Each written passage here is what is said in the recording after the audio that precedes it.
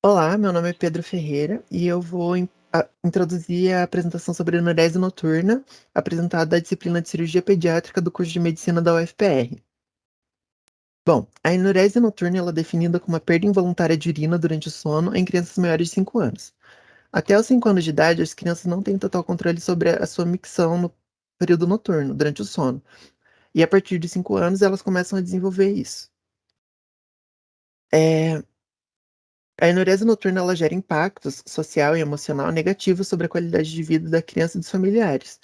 Então, se a criança for dormir na casa de um coleguinha ou se a criança for dormir na creche, ela acaba fazendo xixi na cama, e isso gera um constrangimento, a criança pode adquirir ansiedade, ela fica com vergonha, e isso gera impactos negativos na vida da criança e também está relacionado aos níveis de estresse entre os pacientes e as suas famílias.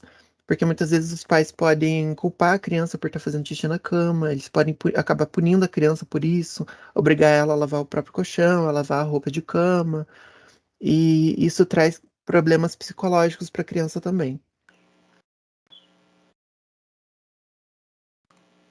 Bom, sobre a epidemiologia. 15% das crianças aos 5 anos de idade têm enurese noturna. E conforme elas vão se desenvolvendo, esses índices vão diminuindo. 5% das crianças aos 10 anos têm enurese noturna, e os adolescentes acima dos 15 anos estão entre meio e 2% deles que acabam continuam com enurese noturna. 20 a 30% dos pacientes com enurese também apresentam pelo menos uma condição psicológica, comportamental ou psiquiátrica associada. E isso é um número 2 vezes maior do que na população em geral. E a enurese ela também ocorre mais frequentemente em meninos do que em meninas, numa proporção de 3:1. Sobre a etiologia, os mecanismos fisiopatológicos ainda não foram completamente elucidados, mas sabe-se que se o pai e a mãe tiveram enurese, tem 75% de chance do filho também ter. Se apenas um dos pais teve, aí a chance cai para 44%. E se nenhum dos pais teve enurese, ainda assim a criança tem 15% de chances de desenvolver. Então, sabe-se que os fatores associados à enurese são a necessidade de se levantar à noite, associada à dificuldade da criança em acordar ao sentir a bexiga cheia. E que, como eu falei, a incidência é maior em filhos de pais que foram anuréticos. Então, a gente vai ter os fatores genéticos, a criança pode ter uma anomalia no ritmo do ciclo circadiano do hormônio antidiurético, a dificuldade no despertar pode ser devido a uma imaturidade da função talâmica, e a criança também pode ter uma capacidade vesical pequena, o que estaria fazendo com que ela urinasse na cama, mesmo com uma produção de urina adequada para a idade dela. Outras doenças também podem fazer com que a criança faça xixi na cama. Por exemplo, a constipação intestinal, a diabetes insípidos, disfunções anatômicas do trato urinário inferior, comorbidades do sistema urinário, como cistite, bexiga hiperativa e ureter ectópico. Ureter ectópico seria, por exemplo, o ureter se inserindo em vez de na bexiga, se inserindo na uretra, por exemplo, que faria com que a criança não tivesse controle da sua micção, mas isso também geraria sintomas no decorrer do dia, os pais encontrariam urina na roupa íntima da criança durante o dia também. E é muito importante considerar a possibilidade dessa criança estar sofrendo os abusos que eu citei no começo da apresentação, caso eles relatem que a criança está fazendo xixi na cama deliberadamente. Porque, como eu expliquei aqui, a criança ainda não tem controle sobre a sua micção. Então, ela não está fazendo xixi na cama de propósito. Então, se os pais dizem que a criança está fazendo xixi na cama deliberadamente, é muito provável que eles estejam punindo essa criança, é, causando constrangimento nessa criança. E isso gera muitos problemas, pode gerar muitos problemas psicológicos futuros para essa criança. Ela pode ter crise de ansiedade, ela pode se sentir muito culpada por isso. E agora a Gabi vai explicar um pouquinho melhor sobre os tipos de enurese. Oi, gente, eu sou a Gabriele e eu vou falar um pouquinho dos tipos de enurese. Bom, a enurese noturna ela tem 3 classificações principais. A primeira, em primária e secundária, que diz respeito à realização ou não do desfraude. A segunda, em monossintomática e não monossintomática, quanto aos sintomas associados. E a terceira classificação é infrequente e infrequente, de acordo com a frequência de 3 a 5 vezes na semana. Alguns estudos trazem essa frequência de 4 vezes na semana. Bom, a enurese monossintomática é aquela que, como o próprio nome já diz, tem a enurese como único sintoma da alteração após a idade do controle dos esfíncteres, que seria após os 5 anos de idade, mais ou menos. Na enurese monossintomática, não tem nenhuma alteração orgânica como fator causal. E se tiver algum fator causal ou sintoma associado, a gente vai dizer que ela é não monossintomática. A enurese não monossintomática tem 4 classificações para si. Ela é classificada como primária quando a criança não teve período sem enurese desde o nascimento, ou seja, não passou pelo período de desfraude. Ela é considerada secundária quando a enurese começa depois de 6 meses ou mais de normalidade, ou seja, a criança passou pelo período de desfraude, começou a ter o controle dos esfíncteres e depois de algum tempo começou a ter enurese. Então, seria uma não monossintomática secundária. Ela é considerada familiar quando tem antecedente de enurese na família por parte do pai ou da mãe, ou dos dois. E poliúrica quando tem uma produção de urina que excede a capacidade funcional da criança. A enurese não monossintomática tem 6 fatores patogênicos principais. O primeiro é o fator genético, que alguns estudos trazem que os genes 8q, 12q e 13q estão associados e que, como o Pedro falou, aumentam as chances da criança ter enurese noturna. Só para relembrar que se os dois pais, o pai e a mãe, tiveram enurese na infância, a criança tem de 75% a 77% de chance de também ter. Se ou o pai ou a mãe tem histórico de enurese, 44% de chance. E se nenhum dos dois teve, a criança ainda tem 15% de chance de ter enurese. Outro fator patogênico é a alteração do ADH, porque em níveis fisiológicos, o ADH aumenta durante a noite e a produção, o volume urinário diminui.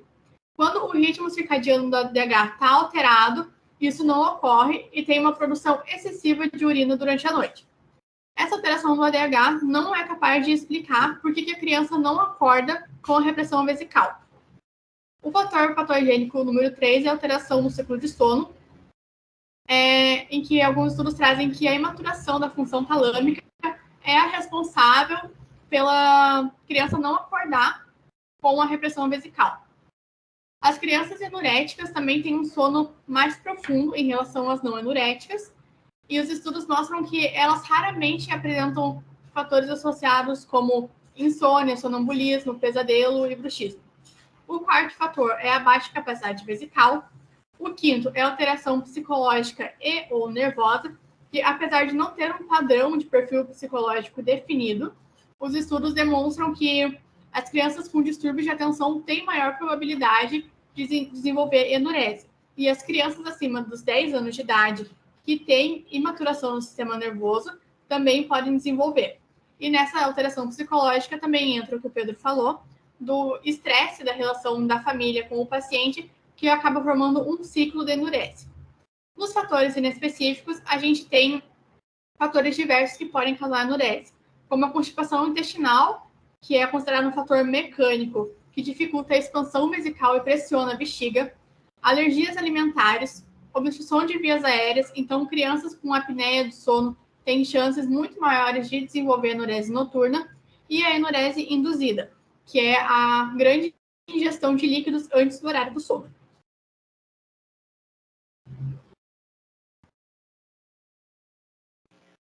Aí. Oi, gente, meu nome é Jéssica, eu vou falar um pouco sobre o diagnóstico. Para fechar o diagnóstico da enurese noturna, a gente tem que ter uma anamnese, um exame físico bem detalhado. Então, assim, a história geral deve incluir questões que abordam desde a saúde geral, sintomas constitucionais, hábitos de micção diurna, hábitos intestinais, história familiar, que é muito importante, como o Pedro e a Gabi já comentaram, sobre a probabilidade da criança ser enurética se os pais forem enuréticos, histórico de internação, distúrbios do sono, tratamentos anteriores, sintomas do trato urinário inferior, questões comportamentais e comorbidades. Para a gente fechar o diagnóstico de enurese, a gente tem que eliminar tudo aquilo que pode ser a que não seja enurese. Pode passar.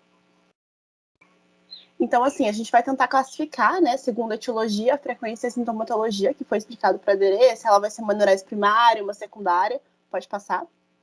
Conta a frequência, e nisso a gente vai ver também o diário de 48 horas, que é anotar tudo que a criança tomou, e quanto ela tá urinando, para ver para descartar a poliúria.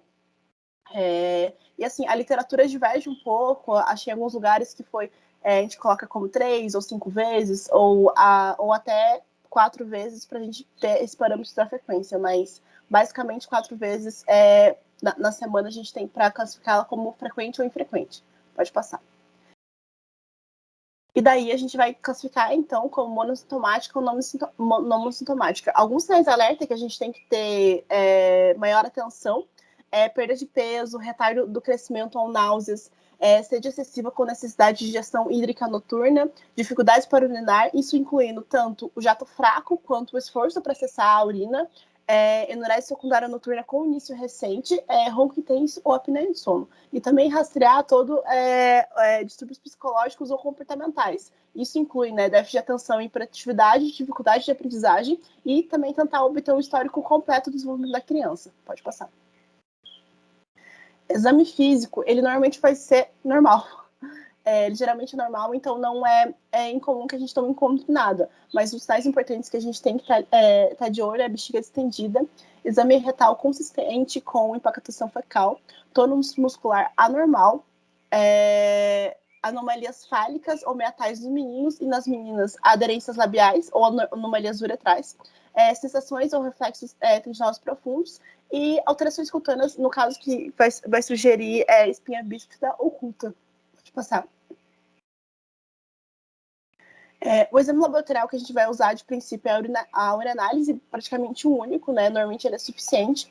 Então a gente vai atentar para questões, tentar excluir outros diagnósticos, né? No caso, diabetes insípidos, a diabetes mellitus, e algum caso de infecção que vai mostrar, né? Com presença de nitritos ou bactérias, né, na urina.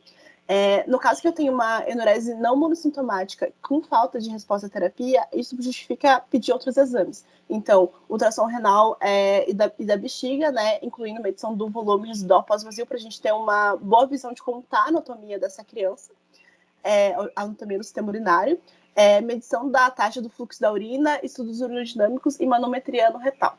Pode passar. No caso do diagnóstico diferencial, tentando eliminar as outras possibilidades para fechar o diagnóstico de enurese noturna, a gente vai ter que estar ligado para três pontos fundamentais, que é a questão da anatomia, né, distúrbios por anormalidades anatômicos do trato urinário, distúrbios vesicais por infecções, que vai mostrar na ureanálise, condições neurológicas e casos de poliúria, que pode ser por excesso de ingestão hídrica, né, questão comportamental, que se altera assim, diabetes ou uso de medicamentos como diuréticos. Pode passar. Oi, eu sou o Charles. Então vamos falar um pouco aqui sobre o tratamento. Antes de tudo, é importante frisar mais uma vez que a enurese tem resolução espontânea, né? Em muitos casos. Então a gente consegue resolver com mudanças comportamentais, né? Uma delas são as mudanças alimentares, né? É, o que pode se fazer em relação a isso? Redução da ingestão de líquidos de 3 a 4 horas antes de dormir e também evitar alimentos como açúcar, que contenham açúcar, cafeína, bebidas cítricas, refrigerantes.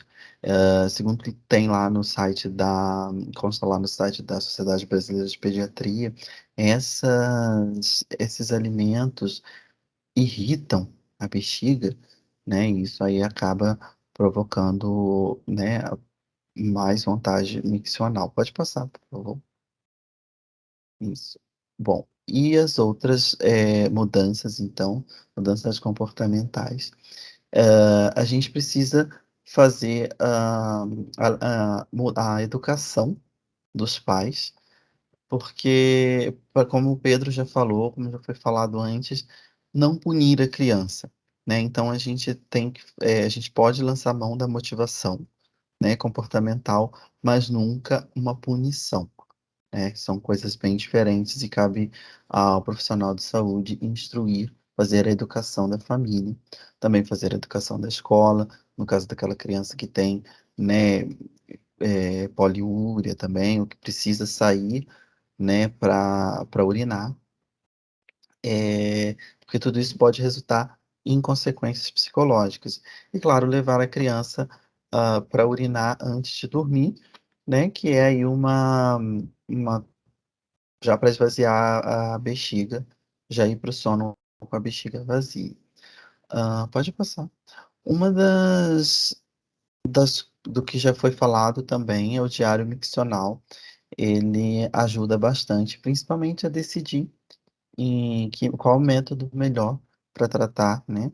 Quando a gente tem um volume miccional maior do que 130% esperado, né, para aquela faixa etária, a gente tem aí provavelmente um indicativo de caso de poliúria, né? Então, e quando a gente tem menos que isso, que a urina está normal, um dos mecanismos que tem bom efeito, segundo a literatura, é o alarme. Como é que ele funciona, então? É conectado, né, junto à roupa íntima, à fralda da criança, um sensor de umidade, que vai detectar quando a criança começar a fazer xixi, ele envia um estímulo para que essa outra parte que está ali no braço, né, junto à roupa mais acima da criança, emita um som, vibre e acorde a criança para ir fazendo esse condicionamento. Pode passar. Quando necessário, o tratamento farmacológico, o de primeira linha, é a desmopressina, que é um análogo do hormônio antidiurético, que vai acarretar, então, em menor produção da urina durante seu período de ação. O que é preciso ficar atento em relação à desmopressina é que ela pode causar intoxicação hídrica, né? Então tem que tomar cuidado, beber pouca água no seu período de ação. E também a gente tem duas apresentações da desmopressina: a apresentação de spray nasal e a apresentação oral. O FDA não recomenda a o uso do spray nasal para crianças, porque ele tem um efeito tóxico muito grande, né? Ele causa hiponatremia importante e convulsões. Então, para as crianças, somente a desmopressina, de forma, na sua apresentação oral, né? Seguindo aí a recomendação do FDA, lá dos Estados Unidos. E também a gente tem outras medicações, como os anticolinérgicos, né, a imipramina, que é um tricíclico, mas disparado a primeira linha seria a desmopressina mesmo. Então é isso. Essas são nossas referências. Muito obrigado.